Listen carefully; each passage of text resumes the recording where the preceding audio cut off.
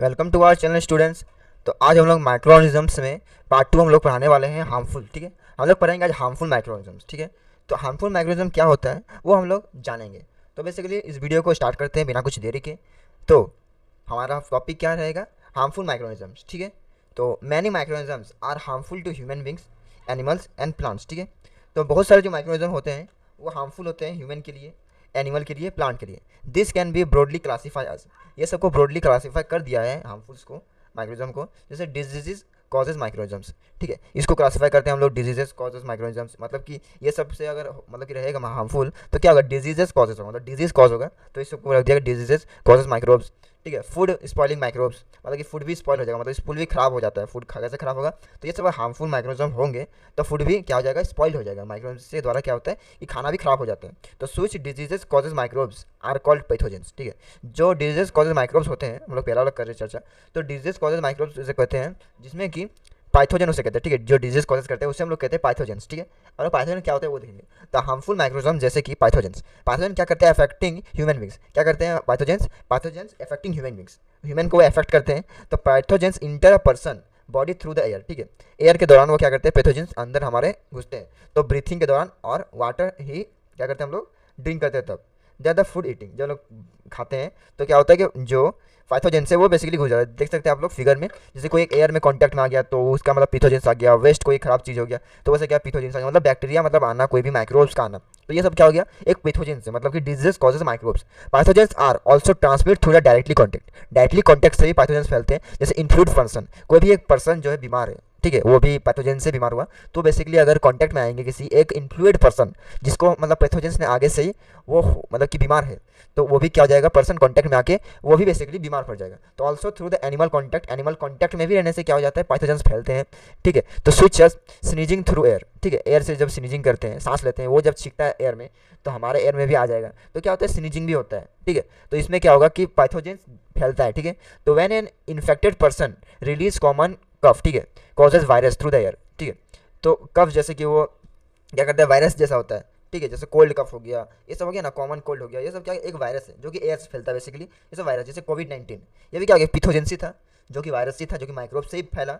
तो क्या हुआ कि कोविड-19 भी एक एग्जाम्पल है इसका। तो influencing the health and the person around. ठीक है, हेल्थी पर्सन को क्या कर देता है? इन्फ्लुएट कर देता है।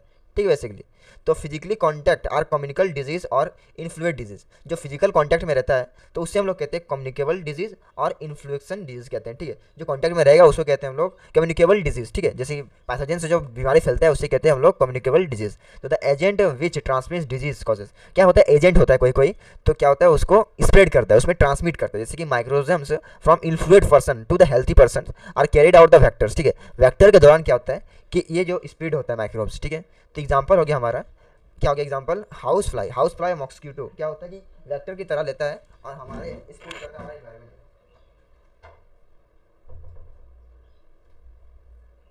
ठीक है, तो हम लोग कहाँ थे? वेक्टर में थे ना। तो वेक्टर में जैसे कि हाउस फ्लाई हो गया, मॉस्किटो हो गया, ये सब क्या होते हैं कि वेक्टर, मतलब वेक्टर मतलब कि गंदे चीज़ हो गया, ये सब क्या होता है? लेते हैं वेक्टर बन के और हमारे ऊपर, मतलब कि जैसे हम लोग खाना खा रहे हैं तो उसमें इन्फ्लुएट कर दिए, तो ये सब क्या होता है? कॉजेज करते हैं। जैसे कि female mosquito carry malaria causes parasitic. जैसे फीमेल मॉस्किटो जो होते हैं वो मलेरिया जो होता है कॉजेज होता है, उसका जो पैरासाइटिक है उसको लेके घूमता है। और वैसे फीमेल एडिनो मॉस्किटो क्या करता है? बेसिकली वो कहता है कैरी डेंगू, डेंगू वायरस को बेसिकली कैरी करता है। तो एडिस, जो एडिस मॉस्किटो है वो बेसिकली डेंगू को कैरी करता है। और जो मलेरिया कौन कॉजेज करता है? Female mosquito. ठीक है, फीमेल मॉस्किटो। और mosquito breed the stranger water, water में क्या करता है? ब्रीड कर देता है। ठीक है, अपना बच्चा को छोड़ देता है तो अपने से वो क्या करता है कि अपना स्प्रीड करता है, अपना वो रिप्रोड्यूस करता है। ठीक है, तो इतना तक हम लोग देखें, पैथोजेंस के बारे में देखें। तो पैथोजेंस से क्या हम लोग बच भी सकते हैं बेसिकली? तो जानते कैसे? तो बेसिकली इससे हम लोग बच सकते हैं एक वैक्सीन के दौरान। ठीक है, वैक्सीन क्या होता है? तो प्रिपरेशन ऑफ किलिंग और वीक डिजीज माइक्रोब्स। जब उस कोई भी एक माइक्रोब्स है उसको अगर हम लोग डिजीज़, मतलब एक वैक्सीन होता है, उससे हम लोग उसको वीक कर देंगे। ठीक है, वीक कर देंगे तो वो बेसिकली माइक्रोब्स मर जाएगा, तो उसको हम लोग कहते हैं वैक्सीन। जैसे कि कोविड-19 में हम लोग का क्या आया था? वैक्सीन आया था ना। ठीक है, कोविड-19 में हमारा क्या हुआ था? वैक्सीन आया था। तो वैक्सीन के दौरान उसको ना क्या किया कि उसको क्या वीक किया? The antibodies protect the positive future. ठीक है, एंटीबॉडीज़ क्या करते हैं हम लोग को कि प्रोटेक्ट करते हैं हम लोग को। एंटीबॉडीज़ क्या होता है? हमारे बॉडी में रहते हैं बेसिकली, तो हमारे माइक्रोऑर्गेनिज्म को क्या करते हैं? वो प्रोटेक्ट करते हैं हार्मफुल माइक्रोब्स को हमारे बॉडी से। ठीक है, vaccine are prepared agent through the influencing disease switch smallpox. ठीक है, स्मॉल फॉक्स हो गया, ट्यूबरक्लोसिस हो गया, क्लोरी हो गया, हाइपरथेसिस हो गया, पोलियो हो गया, ये सब क्या है?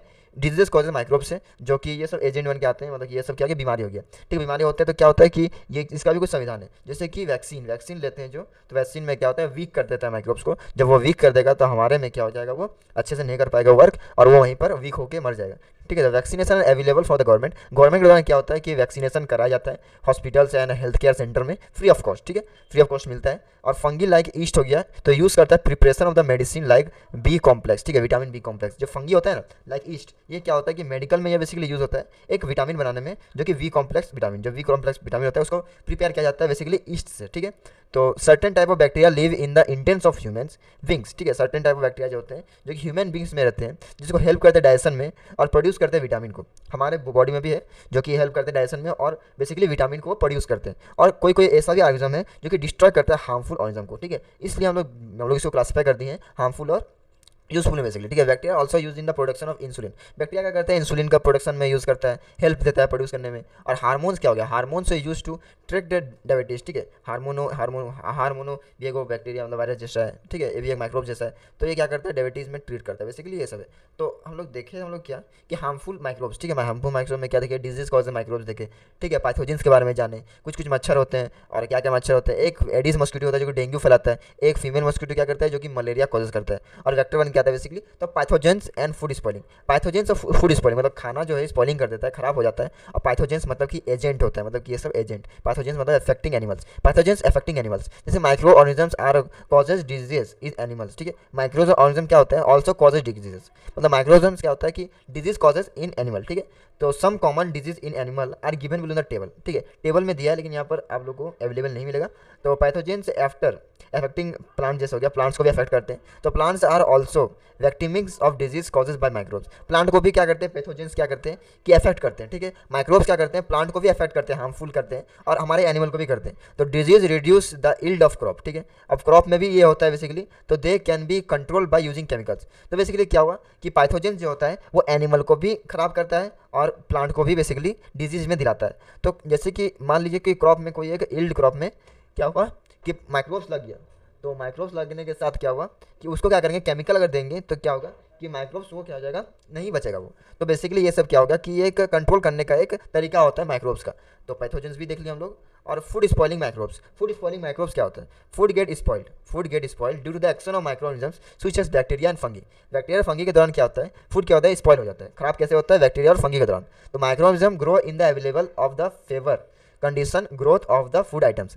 कुछ एक ग्रोथ का कंडीशन होता है जो कि वो फेवर करता है, जैसे कि the production of toxic substance. अगर मान लीजिए फूड स्पॉइलिंग हो गया तो क्या होगा, ठीक है। तो बेसिकली क्या होता है कि प्रोडक्शन ऑफ टॉक्सिक सब्सटेंस, अब वो जब खराब हो जाए खाना तो टॉक्सिक सब्सटेंस क्या होता है, रिलीज करने लगता है। There are the toxic substance make the food spoilness and unfit for the eating, मतलब कि ये क्या करता है, पॉइंटनेस कर देता है एकदम, और अनफिट हो जाता है खाने के लिए, खाने का एकदम नहीं है, खराब खाना खाएंगे तो क्या हो जाता है, बीमार हो जाते हैं, ठीक है। तो we it a cause of the serious problem sometime even death, ठीक है। सीरियसली अगर हम लोग खा लिए उसको तो क्या होगा, समटाइम हमारा डेथ भी हो सकता है, ठीक है। तो स्पॉइलिंग फूड कभी भी खाना नहीं चाहिए। हेल्थी पर्सन को कॉजेज कैसे होता है, तो ईटिंग द स्पॉइलिंग फूड, ठीक है, आइटम्स कॉजेज पॉइजनस, ठीक है, पॉइजनिंग होता है, ठीक है, खराब ही लगता है बहुत। तो खराब खाना खाने से क्या होता है, पॉइजनिंग होता है बेसिकली।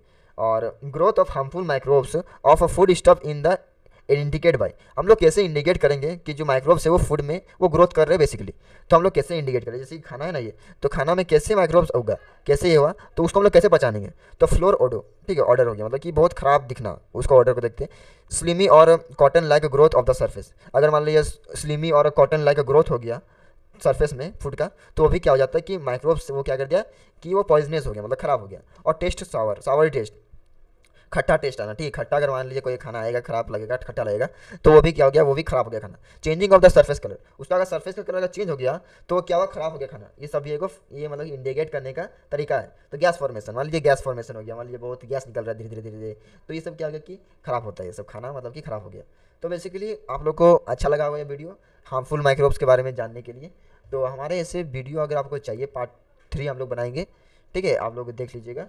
तो हमारा पार्ट 3 क्या रहेगा, यूज़फुल बेसिकली, ठीक है, या तो कोई दूसरा ले लेंगे हम लोग टॉपिक। तो तब तक के लिए जय हिंद, जय भारत, वंदे मातरम।